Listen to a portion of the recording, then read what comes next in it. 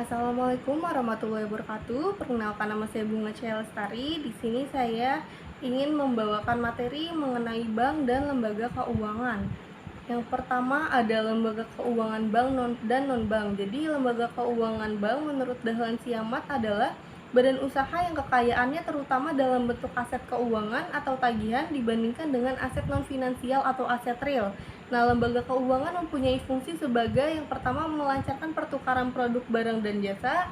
Jadi lembaga keuangan atau bank ini menghimpun dana dari masyarakat berupa simpanan lalu disalurkan kembali kepada masyarakat dalam bentuk pinjaman. Lalu ada memberikan pengetahuan dan informasi. Jadi lembaga keuangan ini wajib memberikan pengetahuan ataupun informasi terkait perkembangan ekonomi kepada nasabah. Lalu ada memberikan jaminan atas dana yang telah disimpan di lembaga keuangan tersebut. Lalu ada menciptakan dan memberikan likuiditas. Lalu untuk peran lembaga keuangan itu yang pertama ada mencetak uang rupiah, lalu menerbitkan cek, lalu ada menyalurkan dana dari pemilik dana ke peminjam. Lalu yang terakhir, lembaga keuangan ini dapat mengurangi kemungkinan resiko yang akan ditanggung pemilik dana ataupun penabung. Nah, kalau misalnya suatu saat di lembaga keuangan ini pun terjadi kebakaran ataupun bangkrut dan segala macamnya, jadi uang nasabah yang ada di lembaga keuangan ini pun sudah dijamin oleh lembaga, kalau nggak salah namanya itu lembaga penjamin simpanan. Jadi uang nasabah itu akan dijamin maksimal 2 miliar rupiah. Lalu ada lembaga keuangan non-bank. Jadi lembaga keuangan bukan bank ini atau non-bank ini adalah lembaga keuangan yang memberikan jasa-jasa keuangan dan menarik dana dari masyarakat secara tidak langsung. Nah, peran lembaga keuangan non-bank ini yang pertama ada pengalihan aset. Jadi lembaga keuangan ini memberikan pinjaman kepada pihak yang membutuhkan dengan jangka waktu tertentu yang telah disepakati. Lalu ada transaksi. Lembaga keuangan jadi memberikan kemudahan dalam melakukan transaksi jasa ataupun barang. Lalu ada likuiditas, dan yang ketiga ada efisiensi, yaitu menurunkan biaya transaksi.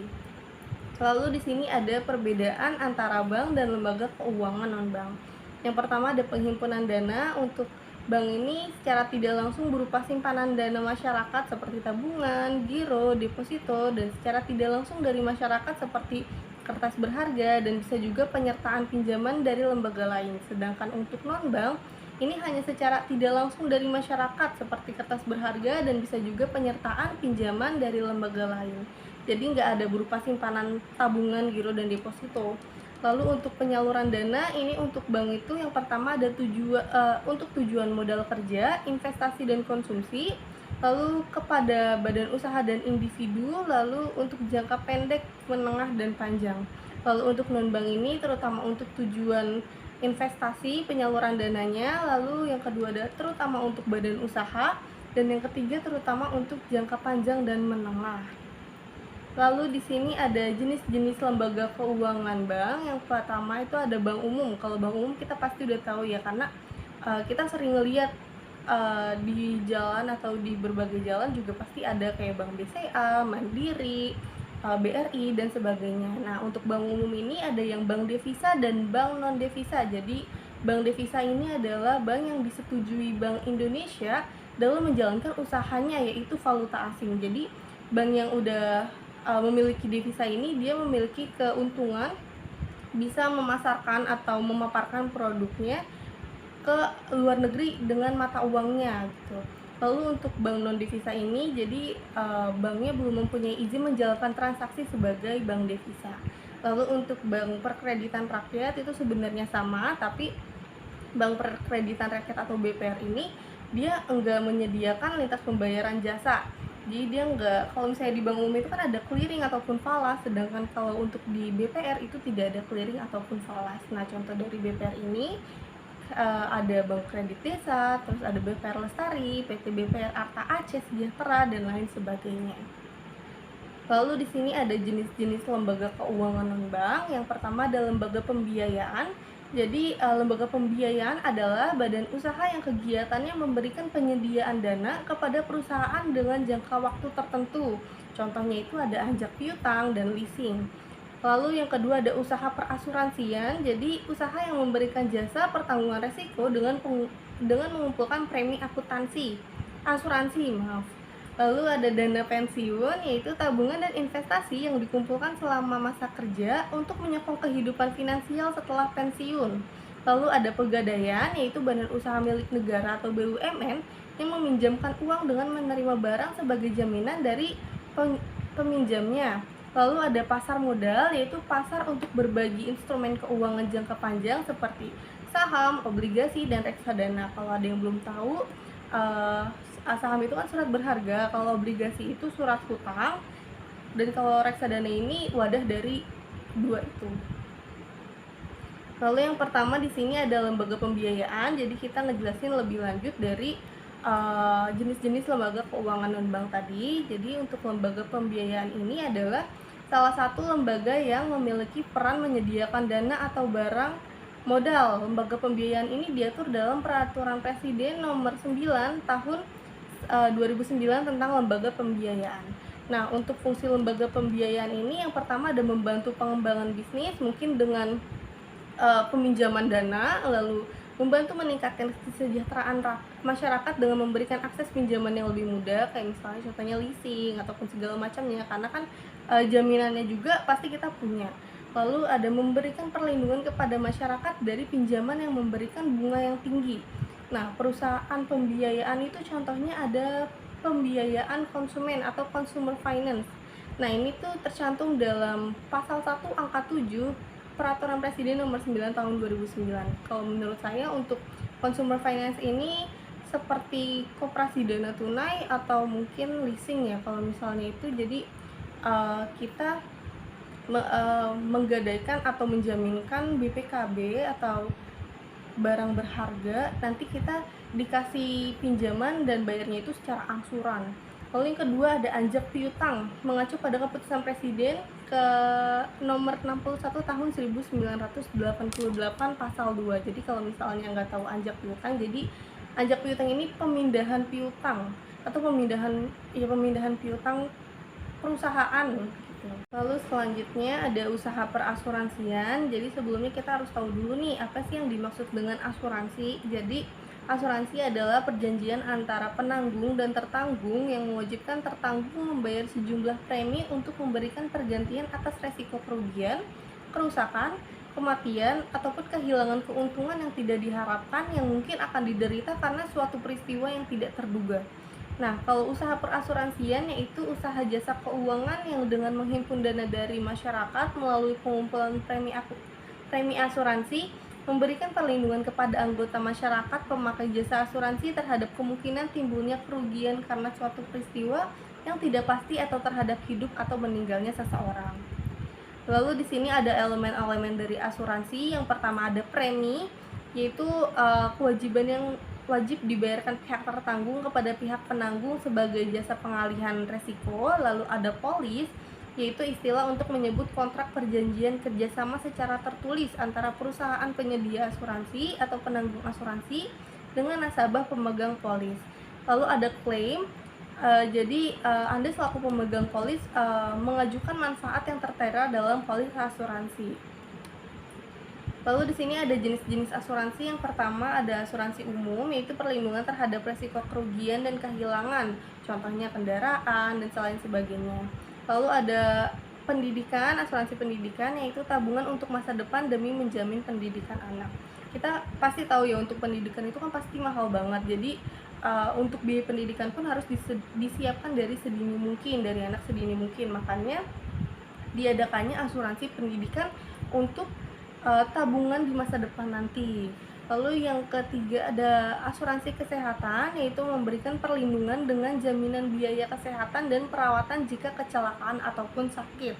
Lalu yang keempat ada asuransi jiwa, yaitu menanggung atas kematian seseorang dengan memberikan keuntungan finansial atau dengan memberikan uang.